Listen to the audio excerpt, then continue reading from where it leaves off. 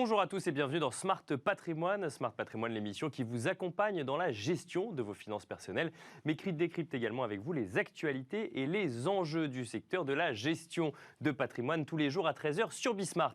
Et au sommaire de cette édition, nous commencerons comme d'habitude avec l'écho des cryptos, le rendez-vous crypto-monnaie ou crypto-actifs de Smart Patrimoine.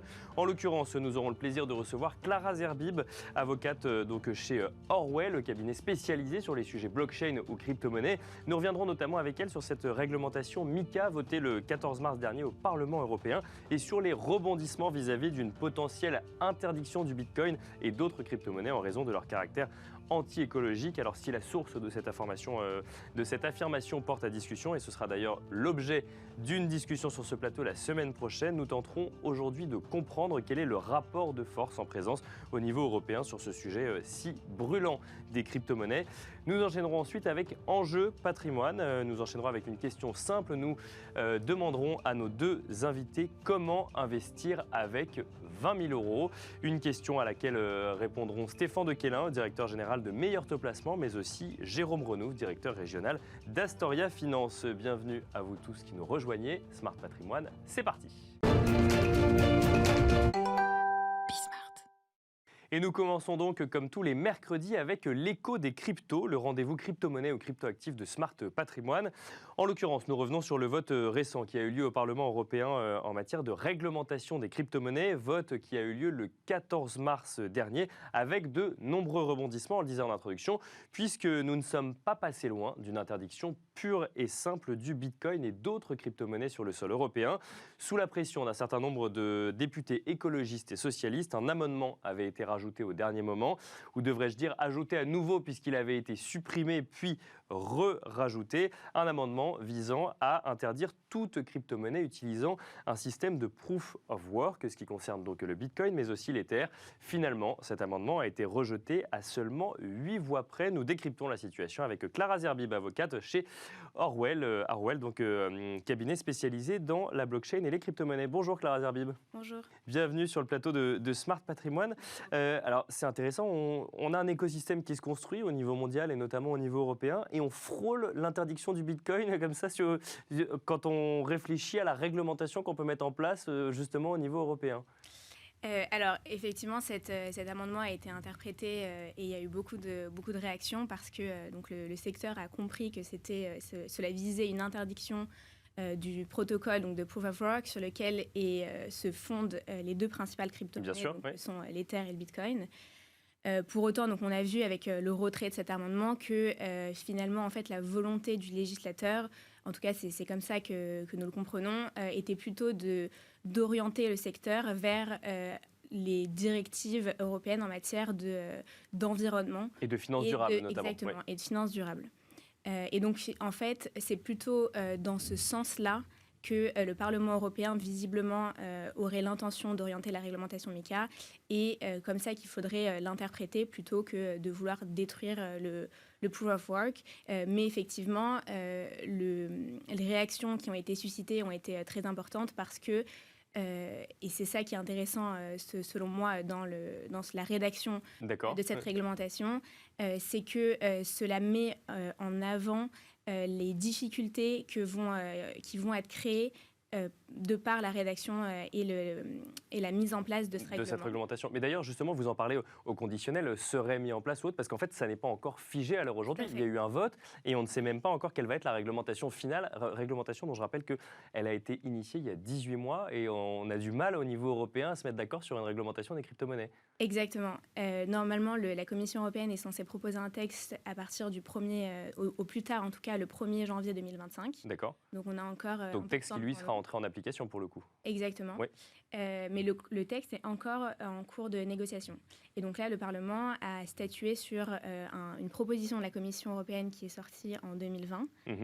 Et donc, le Parlement a donné son avis et a proposé des amendements sur le texte qui a déjà été proposé. Mais le règlement final n'est pas encore publié et toujours en cours de négociation. Mais alors, il a servi à quoi ce vote du 14 mars dont on a effectivement entendu parler à cause de cet amendement en particulier, parce qu'il aurait pu venir remettre en cause l'intégralité, en tout cas pas du secteur, mais des crypto-monnaies les plus connues dans le secteur aujourd'hui, si on n'est pas sur une version finale encore? Tout à fait. Alors, donc, ce vote a permis, c'est dans le cadre de la procédure, en tout cas, d'établissement des textes au niveau européen. Les textes donc, sont proposés par la Commission et ensuite le Parlement revient dessus et propose des amendements.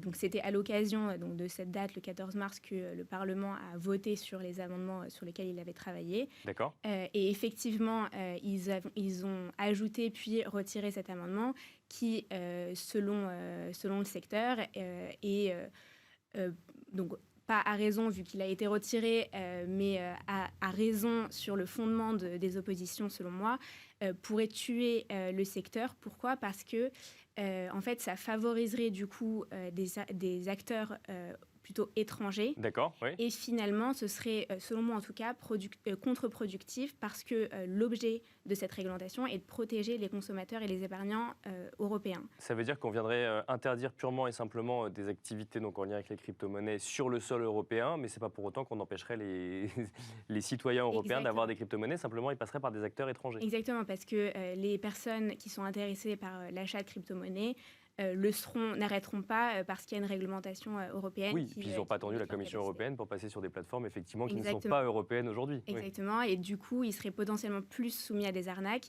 Et donc, en fait, ce régime serait finalement moins protecteur des citoyens européens, ce qui est le vrai problème de fond.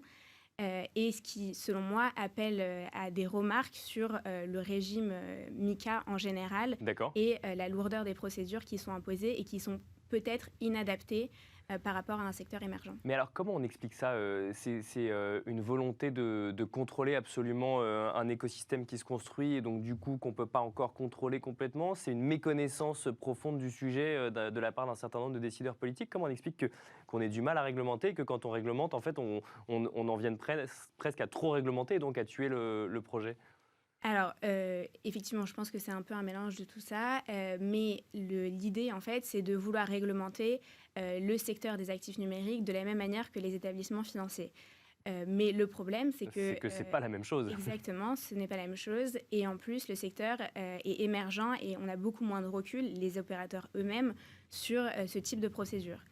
Et là, en l'état, en tout cas, le règlement MiCA impose un certain nombre de règles qui sont extrêmement lourdes et qui finalement conduisent les opérateurs à devoir obtenir presque une sorte d'agrément financier au même titre que des établissements financiers qui sont de la taille de la BNP. Or, une start-up n'a pas une équipe compliance de la taille de celle de la BNP. Est-ce que, alors effectivement, quand on travaille dans ce secteur des crypto-monnaies, on sait qu'il y a un certain nombre de poncifs qui n'ont plus lieu d'être, mais quand on doit réglementer un secteur qu'on connaît mal, on entend très vite qu'il y a un très lourd coût écologique aux crypto-monnaies, que ça peut servir à du blanchiment d'argent, au financement du terrorisme, et j'en passe. Est-ce que vous pensez que ça a joué aujourd'hui sur la décision d'un certain nombre de députés européens qui ont entendu ces idées reçues sur les crypto-monnaies et qui se sont dit le secteur n'a pas évolué depuis sa création, donc ça nous fait peur, donc on n'y va pas ou on réglemente à outrance ? Alors justement, l'enjeu de cette réglementation est justement toute... C'est l'inverse, pour le coup. Exactement, oui. Et si vous voulez, en fait, le but de ces négociations, c'est justement de devoir trouver, et c'est là que le secteur intervient, et c'est intéressant à mon sens, un juste équilibre entre ne pas brider l'innovation européenne et ne pas faire en sorte que l'Europe se retrouve encore à la traîne derrière les États-Unis en matière dans ce secteur de la blockchain. Et États-Unis qui ont annoncé d'ailleurs vouloir accélérer sur le sujet. Alors on ne sait pas exactement ce que ça va donner, mais on sait que Joe Biden a annoncé vouloir accélérer sur la réglementation des crypto-monnaies et vouloir en même temps avancer sur un dollar numérique. Alors c'est deux choses différentes effectivement, puisqu'il y en a un qui serait émis par une banque centrale, mais il y a en tout cas cette volonté politique aux États-Unis d'accélérer sur le sujet. Tout à fait. Ils sont beaucoup plus, en tout cas ils ont une approche plus équilibrée, plus crypto-friendly, et justement l'enjeu, c'est de ne pas faire en sorte que la réglementation européenne soit à la traîne à ce niveau-là, mais en même temps, prendre en compte donc, à la fois les enjeux des opérateurs et des consommateurs. Mais il y a une réalité. Par exemple, vous parliez de lutte contre le blanchiment et le financement du terrorisme.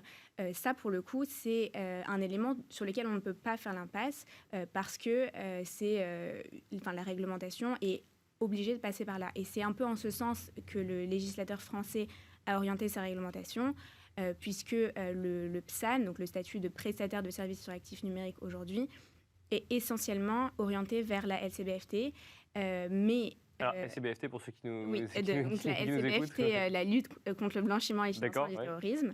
Mais l'agrément, si vous voulez, reste optionnel. Donc, c'est-à-dire que toutes les exigences de MiCA, notamment en matière de contrôle prudentiel, de vérification des conflits d'intérêts, de mise en place d'audits informatiques au sein de la société, sont optionnelles en France. D'accord. Et la procédure est beaucoup plus orientée. Alors là même qu'on a une des réglementations les plus drastiques au niveau européen. Exactement. D'accord. Et en fait, d'ailleurs, à ce sujet, le régulateur européen s'est beaucoup inspiré de la réglementation française, mais n'a pas pris en compte ce côté optionnel qui est aujourd'hui le cadre français et imposerait en tout cas un règlement et des exigences qui sont extrêmement lourdes pour les opérateurs et qui potentiellement ralentirait l'évolution du secteur et qui pose problème aujourd'hui. Alors, pour finir, donc, on n'aura pas le temps forcément de parler des NFT, mais qui sont également cités dans cette réglementation et où parfois on peut se poser la question de savoir si le sujet est bien traité. On a parlé du vote du 14 mars, donc vous nous disiez qu'effectivement en 2025, il faut avoir un texte définitif. Et on a l'impression qu'il y a encore du chemin. Je lisais par exemple que le Conseil européen et le Parlement européen ne sont pas encore d'accord sur ce qui pourrait avoir le rôle de gendarme numérique du Bitcoin. Ils ont chacun leur institution en tête. Là, concrètement, les prochaines étapes après ce vote du 14 mars, qui du coup n'est pas le vote définitif, quelles sont-elles, Clara Zerbib ? Donc là, le texte va être revu. Il y a donc une sorte d'aller-retour entre les institutions européennes. Mais effectivement, la procédure devrait durer, donc sachant que la date du 1er janvier 2025 est une deadline, mais il est possible que le texte sorte avant. D'accord. Ouais. Normalement, la première date était 2023, ensuite on a dit 2024.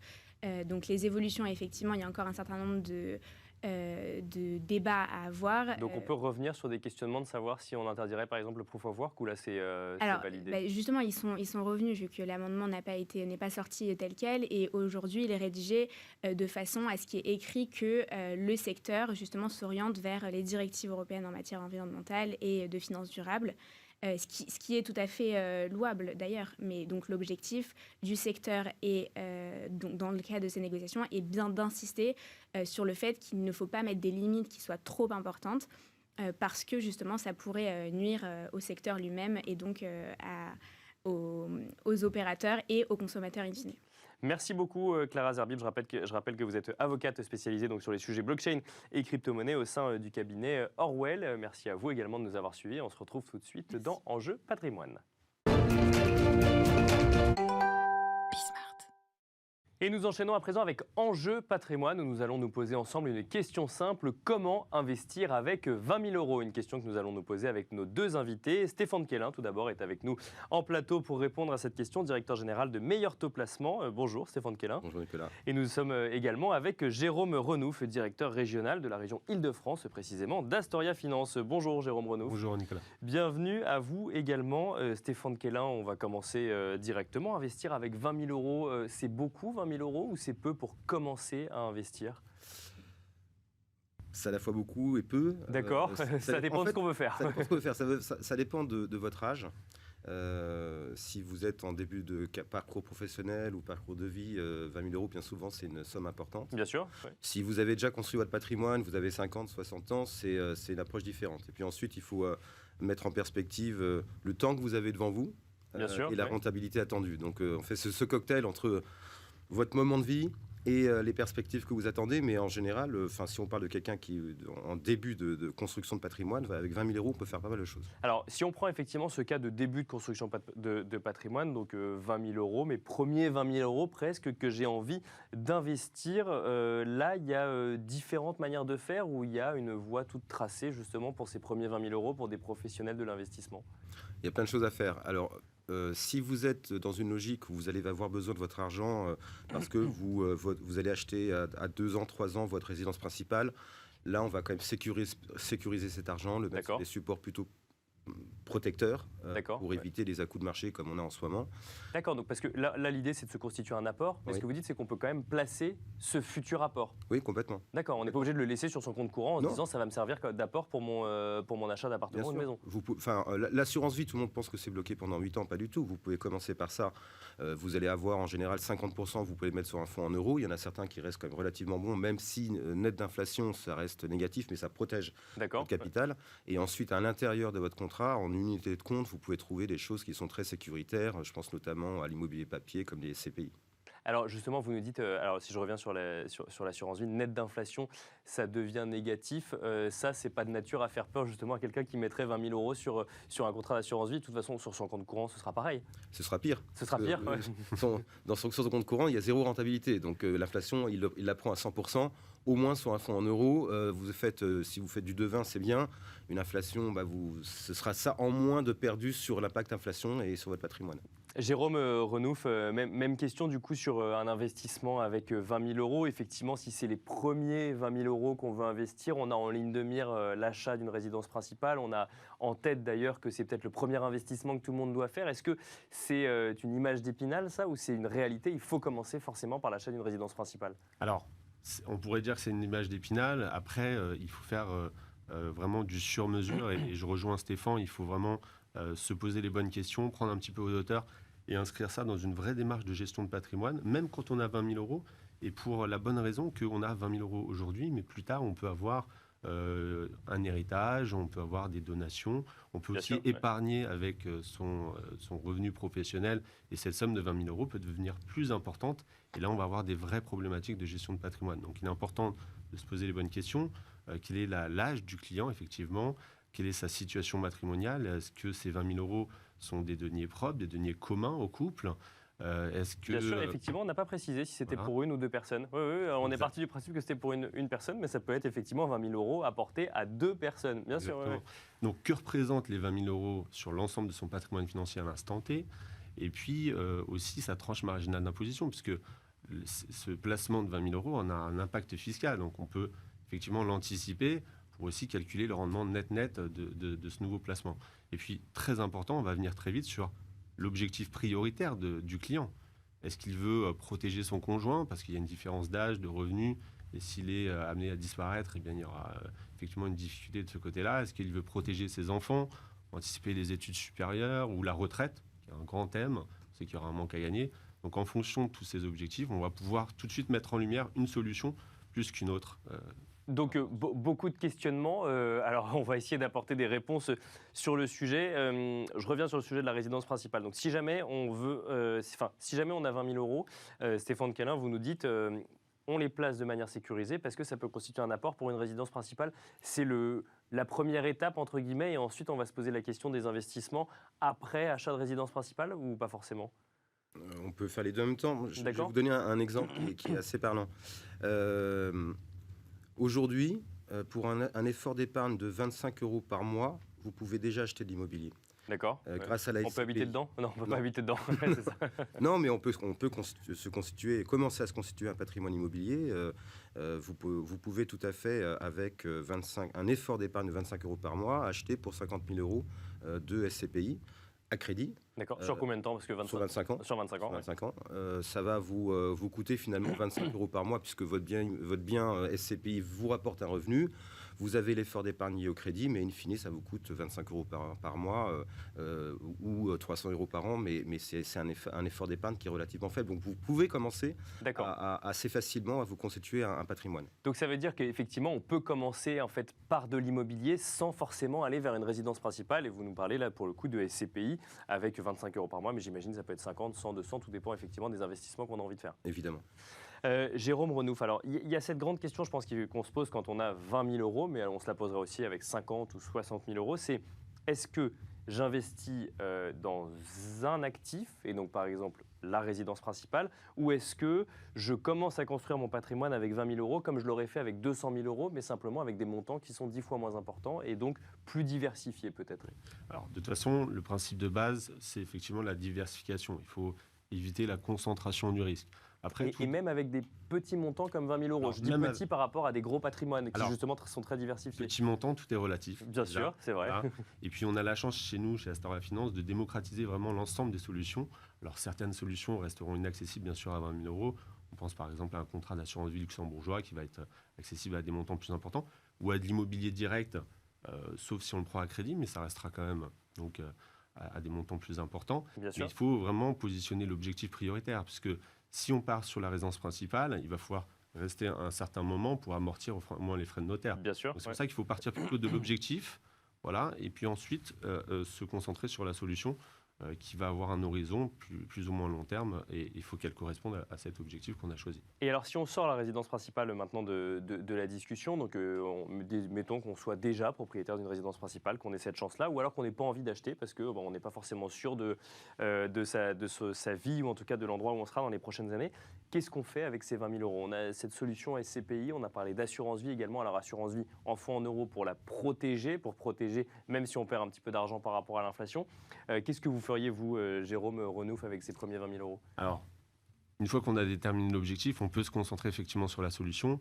Et effectivement, les SCPI sont une des solutions qui peuvent répondre à une recherche de revenus complémentaires, soit immédiat, donc soit en direct, D'accord. faire attention à la fiscalité qui peut être un peu confiscatoire, ou soit à travers un contrat d'assurance vie. On peut mettre des SCPI dans un contrat d'assurance vie. D'accord. Ça peut être aussi une solution. Donc on revient à l'assurance vie, mais assurance vie n'est pas forcément égale à fonds en euros. Je le dis pour ceux qui nous écoutent, il y a plein d'autres choses sur lesquelles on peut investir. Exactement.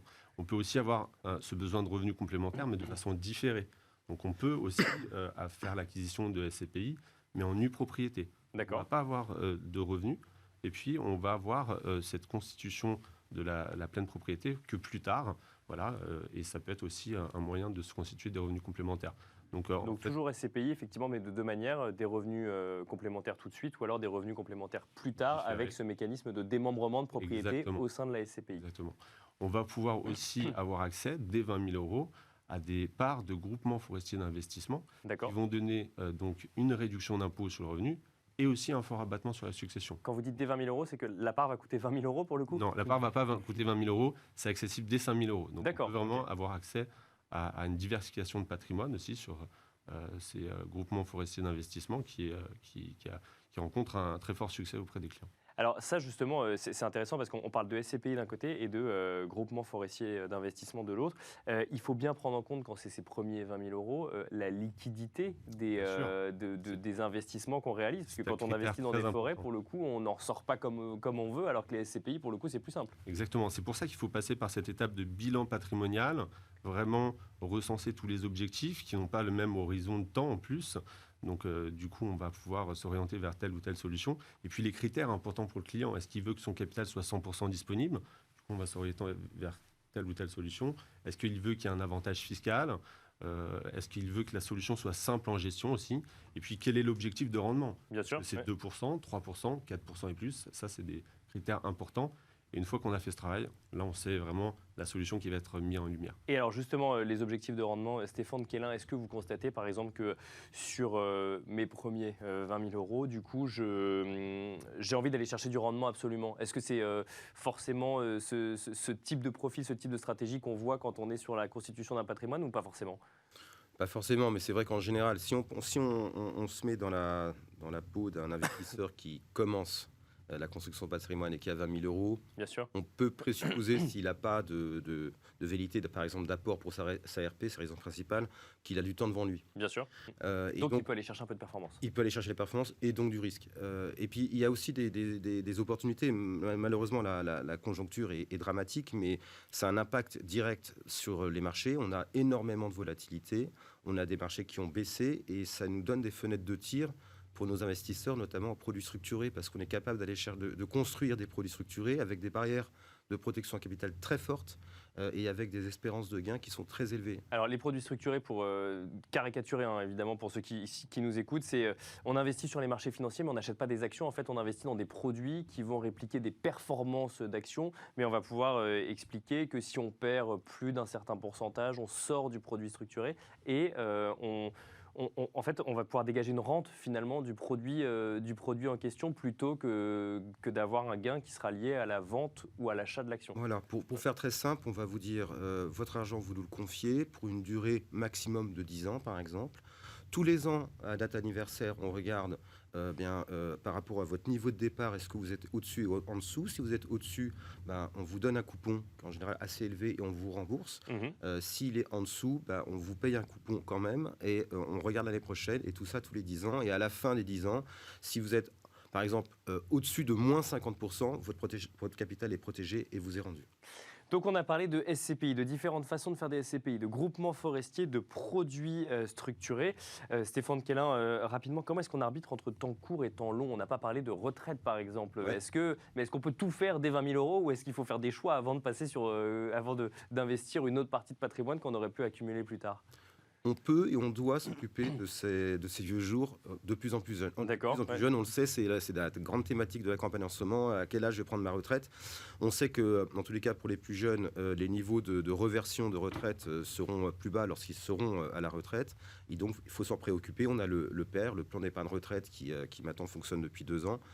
Et on se rend compte que les investisseurs, nous on le voit chez Meilleur Taux Placement, dans nos clients, il y a un vrai rajeunissement de la clientèle et que ce sont des clients de plus en plus jeunes qui s'occupent de leur retraite. Donc, on peut, dès 25 ans, sans problème, commencer à travailler sur ce sujet.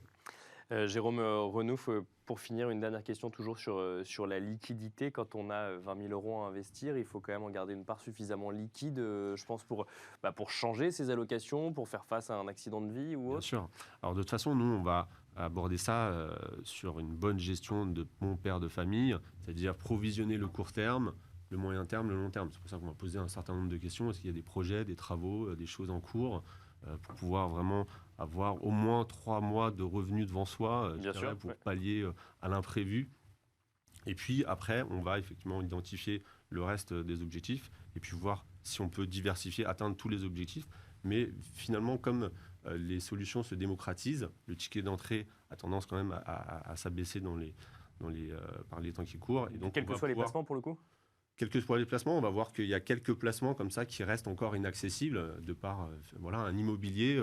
Si on veut effectivement l'acheter en cash, il va y avoir forcément un montant minimum qui va devoir 100 000 €, on pourrait dire, si on devait donner un montant arbitraire. Donc là, on est loin des 20 000 €, mais du coup, sur les 20 000 €, on a déjà quelques pistes. Alors effectivement, après, les charges à chacun de se constituer un patrimoine donc en lien avec ces 20 000 €. Merci beaucoup, Jérôme Renouf. Merci. Je rappelle que vous êtes directeur régional d'Astoria Finance en Ile-de-France. Merci également, Stéphane de Quélin, directeur général de Meilleur Taux Placement. Merci à vous de nous avoir suivis. Et je vous donne rendez-vous demain, dès 13h, sur Bismart pour un nouveau numéro de Smart Patrimoine. Et n'hésitez pas, d'ici là, à écouter cette émission ou une autre en podcast sur toutes les plateformes de podcast.